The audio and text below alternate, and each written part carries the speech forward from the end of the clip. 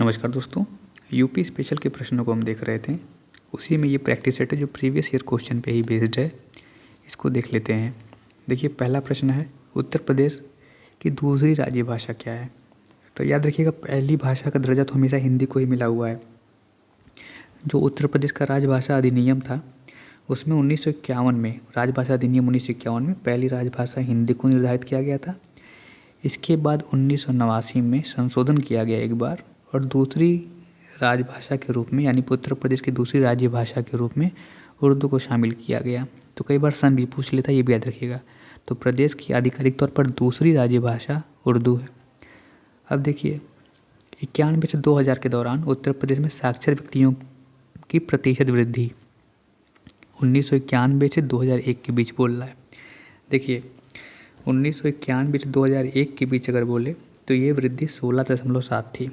तुलना के रूप में आ जाता है, इसलिए आप ये मत सोचिएगा कि ये आउटडेटेड डाटा है। 16.7 थी। माफ़ कीजिए।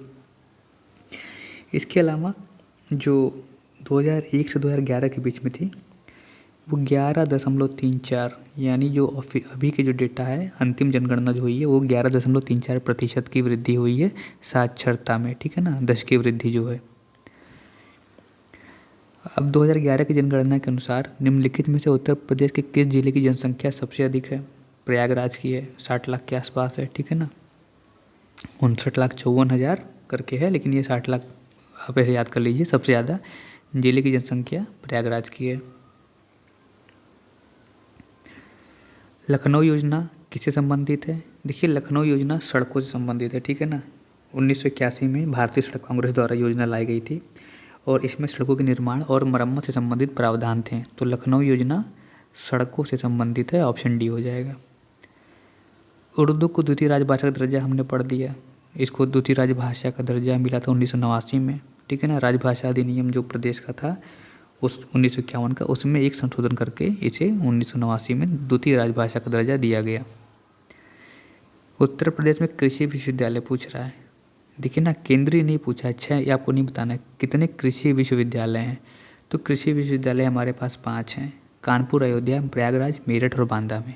कानपुर में हमारा है चंद्रशेखर आज़ाद कृषि विश्वविद्यालय, अयोध्या में हमारा नरेंद्र देव कृषि विश्वविद्यालय है, और प्रयागराज में सियाट्स है। सियाट्स यानी सैम हिगिंस बॉटन एग्रीकल्चर यूनिवर्सिटी। ठीक है, और मेरठ में सरदार वल्लभ भाई पटेल कृषि विश्वविद्यालय है। बांदा में हमारा बांदा कृषि एवं प्रौद्योगिकी विश्वविद्यालय है। तो ये 5 विश्वविद्यालय हैं जो कृषि के हैं उत्तर प्रदेश में। अगला प्रश्न देखिए, निम्नलिखित जनजातियों में किसकी संख्या उत्तर प्रदेश में सर्वाधिक है? देखिए, उत्तर प्रदेश की बात कर रहा है, तो जब हम जनगणना 2011 की बात करते हैं तो उसके आंकड़ों के अनुसार सर्वाधिक जनसंख्या जो जनजाति की उत्तर प्रदेश में है वो थारू जनजाति है, और ये कुल जनजातियाँ जो उत्तर प्रदेश में हैं उसका अकेले ही 77.4% है। ठीक है ना, निवास कहाँ करती है? तो उत्तर प्रदेश के तराई क्षेत्र में मुख्यतः ये निवास करती हैं। दूसरे स्थान पर बुक्सा जनजाति होगी। तो पहले स्थान पर हमारा थारू है, और दूसरे स्थान पर हमारे बुक्सा जनजाति आ जाएगी। तो इसका आंसर हो जाएगा ऑप्शन बी। राष्ट्रकवि मैथिली शरण गुप्त का जन्म उत्तर प्रदेश के किस जिले में हुआ था? देखिए, मैथिली शरण गुप्त का नाम बहुत इंपॉर्टेंट है, खड़ी बोली के मतलब महत्वपूर्ण कवि भी रहे हैं, और इसका उत्तर हो जाएगा झांसी। इसके साथ ही साथ हमें इनकी रचनाएं भी जानना चाहिए, और दूसरी चीज़ है, इनका उपनाम दद्दा भी था। राष्ट्रकवि की उपाधि मिली थी, और इन्हें कविता जगत में दद्दा के नाम से भी जाना जाता है। अब इनकी जो महत्वपूर्ण रचनाएं थी, पंचवटी, साकेत, जयद्रथ वध, यशोधरा, द्वापर, झंकार, जय भारत। तो ये सबसे महत्वपूर्ण रचनाएं जो हमें बिल्कुल याद रहनी चाहिए। उत्तर प्रदेश शासन ने संगीत रत्न पुरस्कार किसकी स्मृति में दिया? तो भारत रत्न उस्ताद बिस्मिल्लाह खान की स्मृति में। देखिए, 21 अगस्त को इनका जो है निधन हो गया था। ठीक है ना, 21 अगस्त 2006 को, और इसी दिन भारत सरकार ने घोषणा की थी इनकी स्मृति में संगीत रत्न पुरस्कार, या संगीत अकादमी और संगीत रत्न पुरस्कार दोनों को देने की। ठीक है, और कहाँ पैदा हुए थे अगर पूछे तो डुमराव बिहार में पैदा हुए थे। ठीक है ना, और मतलब बाद में आके ये शहनाई वादक थे, और बाद में बिहार में आके बस गए थे। निधन भी शायद इनका वहीं बिहार में ही हुआ है, अब माफ़ कीजिएगा वाराणसी में हुआ है। तो 90 साल के थे जब निधन हुआ था वाराणसी में। इम्पोर्टेंट क्या है, भारत रत्न मिला था 2006 में इनकी स्मृति में, इनके निधन पे, इनके मरणोपरांत उत्तर प्रदेश सरकार ने संगीत अकादमी और संगीत रत्न पुरस्कार स्थापित करने का निर्णय लिया था। और शहनाई वादक थे, ये इम्पोर्टेंट है।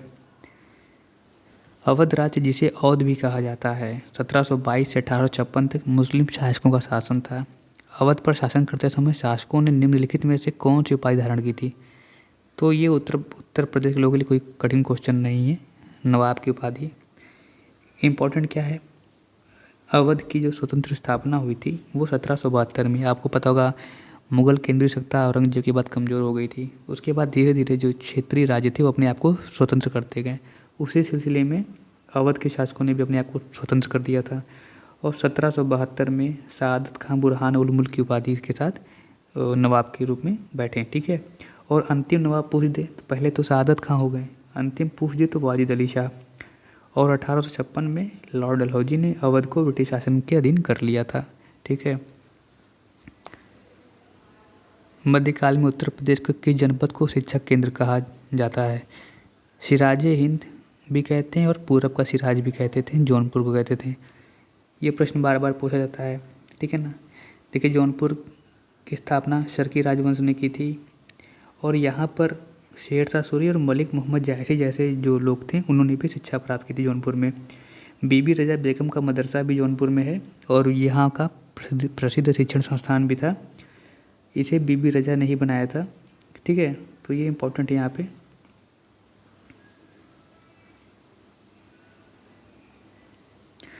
अगला प्रश्न देखिए, उत्तर मध्य रेलवे का मुख्यालय अवस्थित है? NCR। नॉर्थ सेंट्रल रेलवे तो ये इलाहाबाद में ही है।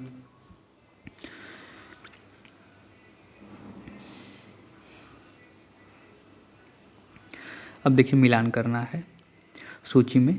अणु शक्ति केंद्र कहाँ पर है? गुजरात में काकरापारा है, कर्नाटक में कैगा है, उत्तर प्रदेश में नरौरा है और राजस्थान में रावतबाटा है। तो इतना पर्याप्त है, इतना स्पष्ट तौर पर क्लियर हो गया, ठीक है ना। इसके आधार पे हम मिला लेंगे कूट को। Mahavir jute mills limited Uttar Pradesh की एकमात्र जूट मिल है जो कि कार्यरत है, फंक्शनल है, ऑपरेशनल है। कहाँ पर है ये प्रश्न पूछ रहा है। ये है गोरखपुर के सहजनवा में। सहजनवा गोरखपुर में जो है वहाँ पर है और 1935 में स्थापित हुई थी। जूट, मेस्ता और जो मिश्रित प्राकृतिक फाइबर होता है, इसके साथ ही साथ अन्य प्राकृतिक फाइबर की तैयारी, कटाई और बुनाई यहाँ पर होती है, खादी और हैंडलूम को छोड़ करके, ठीक है ना, याद रखिएगा। उत्तर प्रदेश के निर्यातोन्मुख सॉफ्टवेयर पार्क कहाँ स्थित है? देखिए, निर्यातोन्मुख पूछ रहा है, ठीक है। तो यहाँ पर हो जाएगा हमारा नोएडा, कानपुर और लखनऊ। ऑप्शन में हमारे नोएडा और लखनऊ दिए हैं और इसके साथ ही साथ कानपुर। तो ये हमें याद रखना चाहिए, तीनों जो हैं वो निर्यातोन्मुख सॉफ्टवेयर पार्क यहाँ पर हैं। अगला प्रश्न देखिए, अब संस्थान का मिलान करना है। ITI, तो ITI देखिए रायबरेली में भी है और इलाहाबाद के नैनी में भी है, ठीक है ना। तो नैनी में भी इसको भी याद रखिएगा। ट्रांसफार्मर फैक्ट्री हमारी झांसी में है, ट्रांसफार्मर फैक्ट्री झांसी में है। उर्वरक कारखाना इफ़को फूलपुर उत्तर प्रदेश के पास जो है।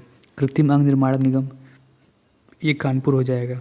तो इस तरह से सही कूट का मिलान हो गया है। उत्तर प्रदेश राज्य में परीक्षा बांध किस नदी पर बनाया गया है? परीक्षा बांध किस नदी पर बनाया गया है? देखिए, परीक्षा बांध बेतवा नदी पर तो बना ही है। इसकी जो जलाशय है, इसमें जो रिजर्वायर है, उसका उपयोग बिजली उत्पादन के लिए परीक्षा थर्मल पावर प्लांट द्वारा किया जाता है। और बेतवा नदी के बारे में जानिए कि बेतवा नदी हमीरपुर के निकट यमुना नदी में मिल जाती है, ठीक है ना। माता टीला बांध भी बेतवा नदी पर है, परीक्षा बांध भी बेतवा नदी पर, इसको याद रखिएगा। रानी लक्ष्मीबाई बांध किस नदी पर है? तो ये भी बेतवा नदी पर ही है। और याद रखिएगा, ये संयुक्त परियोजना है मध्य प्रदेश और उत्तर प्रदेश की। अगर उत्तर प्रदेश के लाभान्वित होने वाले राज्य जिले पूछ दे तो देखिएगा ललितपुर, झांसी, हमीरपुर और जालौन, ठीक है ना। आम की लंगड़ा किस्म उत्तर प्रदेश के किस जिले से उद्भूत होती है? लंगड़ा आम प्रजाति वाराणसी, ठीक है। और कुछ 3-4 आम की किस्मों को आप और जाने रही है। जैसे दशहरी आम हो गया, दशहरी लखनऊ और मलिहाबाद, मलिहाबादी आम वैसे ही फेमस हैं, तो दशहरी आम और मलिहाबाद, मतलब लखनऊ और मलिहाबाद का दशहरी आम हो जाएगा। चौसा बोले तो हरदोई और सहारनपुर। अल्फांसो आम रत्नागिरी क्षेत्र का है। इसी के साथ जो ट्रिकी क्वेश्चन आता है, कई बार पूछ देगा बॉम्बे ग्रीन कहाँ का है, तो याद रखिएगा बॉम्बे ग्रीन आम बॉम्बे का नहीं है, पंजाब का है, तो बॉम्बे ग्रीन आम पंजाब। तोतापुरी आम बेंगलुरु कर्नाटक का है, ठीक है ना, तो यही इंपॉर्टेंट है, तोतापुरी कर्नाटक का है, बॉम्बे ग्रीन पंजाब का है, अल्फांसो हमारा रत्नागिरी का है, और चौसा आम हरदोई और सहारनपुर। उस जनपद को चिन्हित कीजिए जिसमें जानवरों के लिए पॉलीक्लिनिक नहीं है, तो पॉलीक्लिनिक नहीं है पूछ रहा है, तो हो जाएगा झांसी, यहाँ पर नहीं है, बाकी लखनऊ, मुजफ्फरनगर और गोरखपुर, इन तीनों क्षेत्रों में जानवरों के लिए पॉलीक्लिनिक है। तो ये रहे कुल 20 प्रश्न। अंतिम मतलब इस वीडियो के बाद अगली वीडियो में भी हम अन्य 20 प्रश्नों के साथ मिलेंगे। धन्यवाद, शुभकामनाएं।